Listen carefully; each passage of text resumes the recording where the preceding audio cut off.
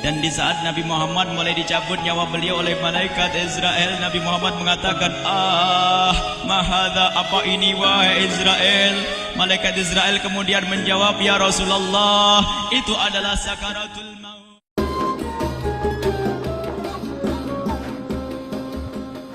Malaikat Jibril berkata, ya Rasulullah, di depan ada malaikat Israel mau masuk. Kata Rasulullah, boleh masuk, silakan.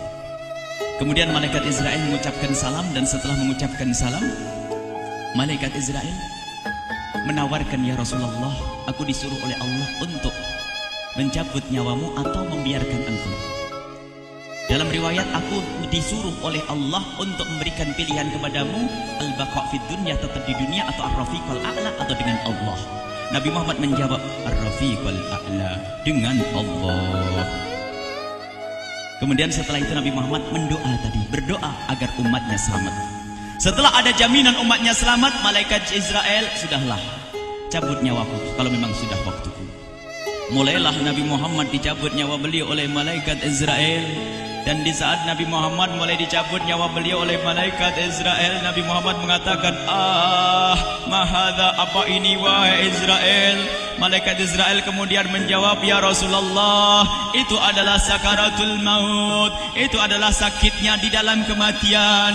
Kemudian Nabi Muhammad mengangkat tangannya sambil berucap, la ilaha illallah, inna lil mauti la sakarat, tidak ada Tuhan selain Allah, sungguh di dalam kematian ada sakitnya, sakit kematian, yaitu sakaratul maut. Kemudian Nabi Muhammad memohon, ya Allah, Allahumma khaffif alayya sakaratul maut, ya Allah, ringankan sakaratul mautku ini, ya Allah.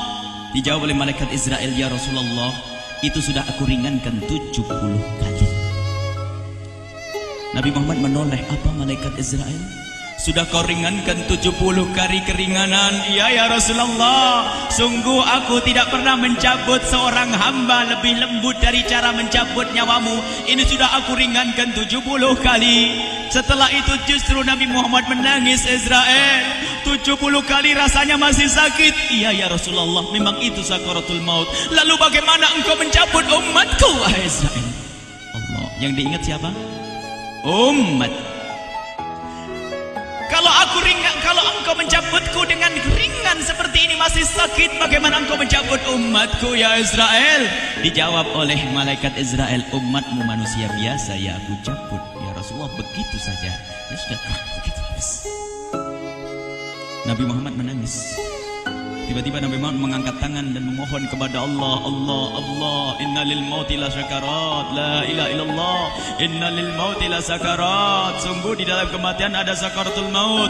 Allahumma khaffif ala ummati sakarat maut, ya Allah, ringankan dari umatku sakaratul maut, wa thaqqil alayya, dan bebankan kepadaku. Sampai tidak sadar doanya Nabi Muhammad seperti itu, thaqqil alayya, itu doa cinta. Seorang ibu yang pernah punya anak itu, lihat kalau doa Rasulullah ini masih dilakukan, bagaimana Rasulullah bisa doa begitu? Itu bahasa cinta yang tidak bisa diterjemahkan dengan oleh akal. Seorang ibu kadang-kadang, ibu yang di belakang, ibu mau dikasih sakit oleh Allah? Mau, Bu? Ibu jauh sekali. Ibu mau dikasih sakit? Jawabnya tidak mau. Tapi suatu ketika seorang ibu melihat anaknya sakit, ngomong, sudahlah nak, jangan kamu yang sakit, biar ibu yang sakit. Ada atau tidak? Kenapa ngomong begitu? Itu bahasa cinta itu. Tidak rela kalau anak ini sakit, biar aku saja yang sakit. Itu yang dirasakan Rasulullah. Sakaratul maut begitu sakitnya, membayangkan betapa sakitnya umat Nabi Muhammad di saat dicabut nyawa beliau. Maka Rasulullah mengatakan, ya Allah, ringankan sakaratul maut dari umatku, bebankan kepadaku saja, ya Allah. Wala sawfa yu'tika fatarda. Permintaan Nabi Muhammad tidak ditolak oleh Allah, dikabul dan dikabul, wahai Muhammad. Sallu ala Nabi Muhammad. Dan benar, sakaratul maut kita ditahan oleh Rasulullah, ditanggung oleh Rasulullah, sehingga digambarkan oleh Imam Bukhari di saat Nabi Muhammad dicabut nyawa beliau, Siti Aisyah yang ada di situ. Rasulullah berada di pangkuan Siti Aisyah, yang saat itu Siti Aisyah melihat keringat dingin keluar dari kening Rasulullah. Siti Aisyah tidak pernah melihat keringat keluar seperti itu. Bahkan di saat dipegang kepala Rasulullah, panasnya melebihi dari panasnya orang biasa. Setiap kali ada kain dicelupkan di air, ditempelkan di kening Rasulullah langsung mengering. Saat itu Nabi Muhammad mengucapkan kalimat la ilaha illallah innal lil mauti lasakarat. Kemudian Nabi Muhammad berpesan dengan banyak pesan, dan di antara pesan Rasulullah adalah akri minni ala ummati salam, akri minni salam ala ummati wa ala man ittaba'ani wa ala man tabi'ani min ila yaumil qiyamati. Aku titip salam kepada umatku dan orang yang mengikutiku sampai hari kiamat. Sadari salam Rasulullah. Sebelum meninggal masih ingat titip salam. Salam kepada siapa? Bukan salam kepada siapa-siapa, tapi salam kepada kita. Maka mari kita mengucapkan salam kepada Rasulullah, karena Rasulullah sudah salam duluan kepada kita. Mari kita sejenak bersalam kepada Rasulullah dan hadirkan Rasulullah ada di mata kita dan di hati kita. Mari kita bersama-sama mengucapkan salam. Assalamualaikum ya Rasulullah. Assalamualaikum ya Rasulullah. Assalamualaikum ya Habiballah. Assalamualaikum ya Nabi Allah. Rasulullah mengucapkan salam untuk kita. Dan di saat itu Rasulullah keringat dingin keluar, maka oleh Siti Aisyah diusap. Bayangkan saat itu Nabi Muhammad di pangkuan Siti Aisyah dan diusap oleh Siti Aisyah. Siti Aisyah berkata, keringat Rasulullah mengucur deras hingga aku usap, dan aku usap dengan tangannya Rasulullah. Diusap dengan tangannya Rasulullah. Siti Aisyah memegang tangan Rasulullah sendiri yang digunakan untuk mengusap keringat Rasulullah. Sahabat bertanya, Aisyah, kenapa harus dengan tangan Rasulullah tidak dengan tanganmu? Lihat jawab Siti Aisyah, karena tangan Rasulullah lebih lembut dari tanganku. Sallu ala Nabi Muhammad. Masih sempat nyanjung itu sahabat Nabi. Dalam keadaan begitu masih menyadari kelembutan tangan Rasulullah, jasad Rasulullah, kemuliaan Rasulullah sallallahu alaihi wasallam. Dan aku lebih menginginkan bahwasanya yang menyentuh jidat Nabi Muhammad adalah tangan yang paling mulia di dunia dan di akhirat. Siti Aisyah enggak berani menyentuhkan. Pengennya yang disentuhkan di kening Rasulullah adalah tangannya Rasulullah sallallahu alaihi wasallam.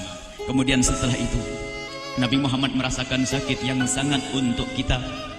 Kemudian Nabi Muhammad mengangkat tangan tinggi-tinggi mengucapkan la ilaha illallah inna lil mauti lasakarat.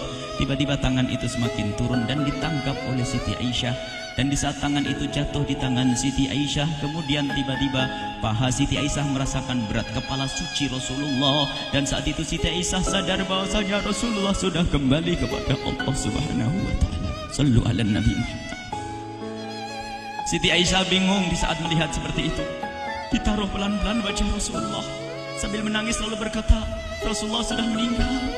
Para sahabat Nabi pada bingung. Sayyidina Ali tiba-tiba terduduk, nggak bisa berdiri. Sayyidina Uthman nggak bisa ngomong. Ada orang Sayyidina Zaid berkata, aku baru melihat Rasulullah. Setelah ini aku tidak mau melihat lagi selain Rasulullah. Ya Allah, butakan mataku. Aku tidak ingin aku kotori mataku dengan selain Rasulullah. Dan dibutakan oleh Allah. Bermacam-macam kejadian saat itu. Madinah heboh luar biasa dengan meninggalnya Rasulullah sallallahu alaihi wasallam. Dan sungguh meninggalnya Nabi Muhammad adalah menghidupkan hati yang mati kalau orang faham. Tiba-tiba Sayyidina Abu Bakar datang. Setelah Sayyidina Umar mengatakan, siapa yang mengatakan Muhammad meninggal akan aku penggal lehernya. Jangan seperti orang-orang Nabi Muhammad sekarang lagi pergi seperti waktu Musa pergi kepada Tuhannya, kepada Allah, nanti akan kembali kepada kita. Muhammad belum meninggal. Ini adalah karena kecintaan Sayyidina Umar bin Khattab, tidak ingin Nabi Muhammad pergi. Tiba-tiba datang Sayyidina Abu Bakar As-Siddiq lalu masuk ke kamarnya Rasulullah, lalu masuk kepada Rasulullah, kemudian mengecup kening Rasulullah. Dan Sayyidina Abu Bakar berkata, ya Rasulullah, tibta hayyan wa mayyita. Ya Rasulullah, engkau tetap harum dalam keadaan hidup dan harum setelah meninggal dunia. Sallu ala Nabi Muhammad. Hingga sampai setelah hari besoknya meninggal Rasulullah Senin sore, Selasa malam, Rabu dikubur Rasulullah sallallahu alaihi wasallam. Setelah dikubur, Sayyidat Fatimah bertanya kepada Sayyidina Abdullah ibn Abbas, Sayyidina Anas, wahai Anas, hai Anas, sambil menangis Sayyidat Fatimah Zahra, hai Anas, bagaimana engkau tega? Atabat anfusukum an tahtu ra'sa Rasulillah. Apakah engkau rela menaburkan debu di atas kepala Rasulullah? Sayyidina Anas menangis kaget, ya wahai binta Rasulullah, kalau kami tidak dilupakan oleh Allah, niscaya tidak ada yang bisa mengubur Rasulullah. Jadi saat itu dilupakan oleh Allah, sehingga mereka tidak menyadari melakukan itu semua. Kalau mereka sadar, tidak akan bisa mengubur Rasulullah sallallahu alaihi wasallam. Ini yang diungkapkan oleh Sayyidina Anas, kalau seandainya kami tidak dilupakan oleh Allah, niscaya kami tidak akan mampu mengubur Rasulullah sallallahu alaihi wasallam. Kami yang hadir di sini, ya Allah, ingin senantiasa hadir di hati kami kekasih-Mu Nabi Muhammad. Maka kami mohon, ya Allah, jadikan kekasih-Mu Nabi Muhammad yang akan, ya Allah, yang akan mendampingi kami kelak saat Kau cabut nyawa kami, seperti yang Kau wahyukan kepada kekasih-Mu Nabi Muhammad. Wa absyiru bil jannati, semua hamba yang beriman akan menyaksikan surga, ya di saat dicabut nyawa mereka. Dan surga, di tempat surga itu yang paling mulia adalah Nabi Muhammad. Maka kami mohon, ya Allah, saat Kau cabut nyawa kami, ya Allah, hadirkan Nabi Muhammad di hati kami, ya Allah. Dan kami mohon, ya Allah, saat di alam barzah nanti, ya Allah, saat yang sangat mengerikan itu, ya Allah, kami mohon hadirkan kekasih-Mu Nabi Muhammad, sehingga kami tidak takut dan gentar lagi dengan malaikat mungkar nakir. Dan ya Allah, kami mohon di saat di padang mahsyar nanti, ya Allah, hadirkan kekasih-Mu Nabi Muhammad. Jadikanlah kekasih-Mu Nabi Muhammad yang akan menemani kami dan akan membonceng kami, membawa kami ke telaga Kausar. Lalu kami diberi air minum dari air telaga Kausar hingga kami tidak akan haus selama-lamanya. Ya Allah, jadikan kekasih-Mu Nabi Muhammad yang akan menemani kami di saat kami menyeberang Siratal Mustaqim hingga kami tidak akan terjerumus ke neraka Jahanam. Dan jadikan kekasih-Mu Nabi Muhammad yang akan kami saksikan setiap saat di surga-Mu, ya Allah. Ya Allah, jadikan kekasih-Mu Nabi Muhammad yang senantiasa, ya Allah, kami lihat kelak di surga.